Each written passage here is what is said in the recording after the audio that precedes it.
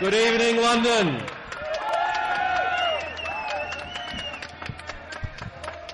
What a sight for sore eyes. People ask what gives me hope. Well, the answer is right here.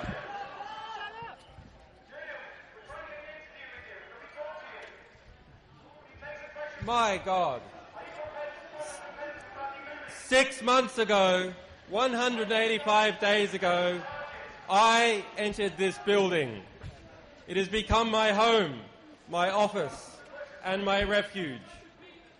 Thanks to the principled stance of the Ecuadorian government and the support of its people, I am safe in this embassy to speak to you. And every single day outside, for 185 days, people like you have watched over this embassy, come rain, hail and shine, every single day. I came here in summer. It is winter now.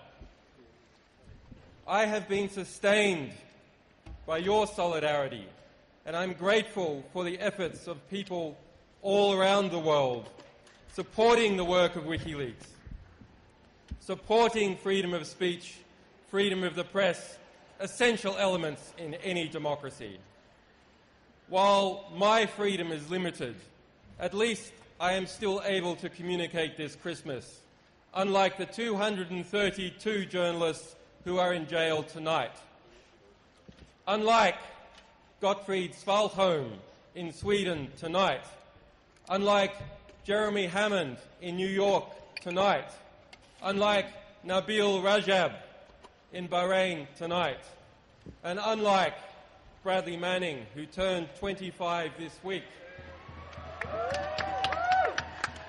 A young man who has maintained his dignity after spending more than 10% of his life in jail without trial, some of that time in a cage, naked and without his glasses. And unlike so many others whose plights are linked to my own, I salute these brave men and women. And I salute journalists and publications that have covered what continues to happen to these people, and to journalists who continue publishing the truth in face of persecution, prosecution and threat, who take journalism and publishing seriously, because it is from the revelation of truth that all else follows. Our buildings can only be as tall as their bricks are strong.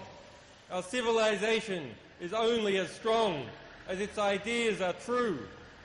When our buildings are erected by the corrupt, when their cement is cut with dirt, when pristine steel is replaced by scrap, our buildings are not safe to live in.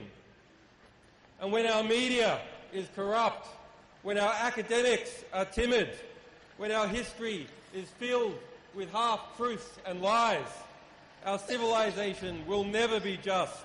It will never reach to the sky. Our societies are intellectual shantytowns.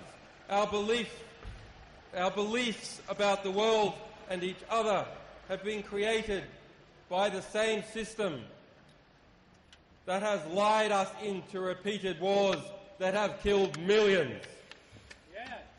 You can't build a skyscraper out of plasticine, and you can't build a just civilization out of ignorance and lies. We have to educate each other. We have to celebrate those who reveal the truth and denounce those who poison our ability to comprehend the world that we live in. The quality of our discourse is the limit of our civilization. But this generation has come to its feet and is revolutionizing the way we see the world. For the first time in history, the people who are affected by history are its creators. And for other journalists and publications, your work speaks for itself, and so do your war crimes. I salute those who recognise the freedom of the press and the public's right to know, recognised in the Universal Declaration of Human Rights. recognized in the First Amendment of the United States. We must recognize that these are in danger and need protection like never before.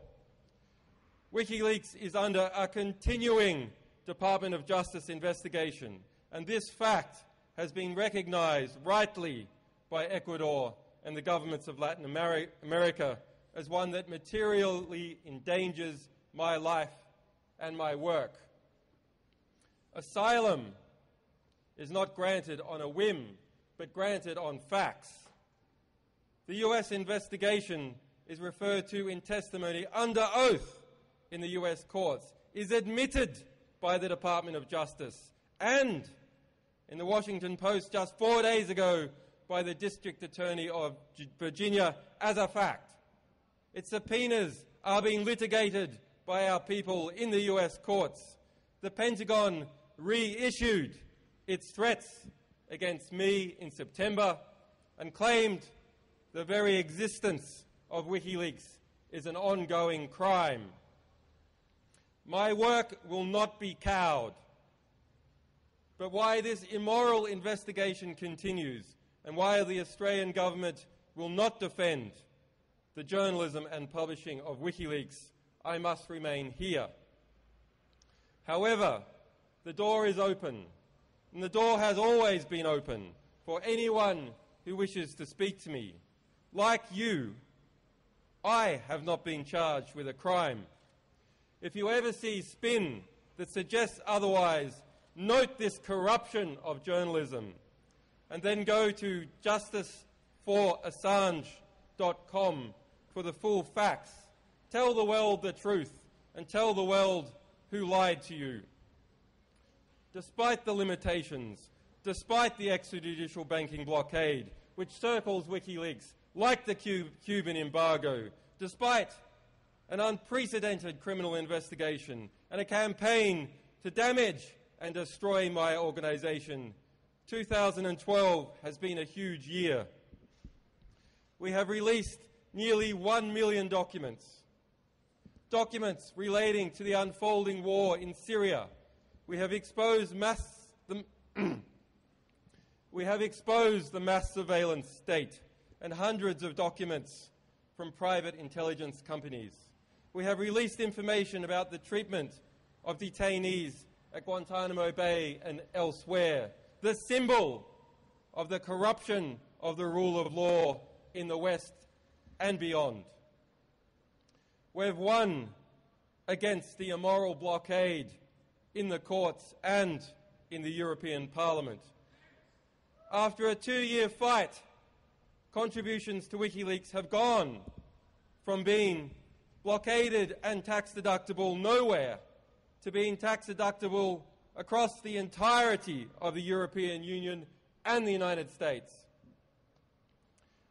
And last week, information revealed by WikiLeaks was vital and cited in the judgment in determining what really happened to El Masri, an innocent European kidnapped and tortured by the CIA.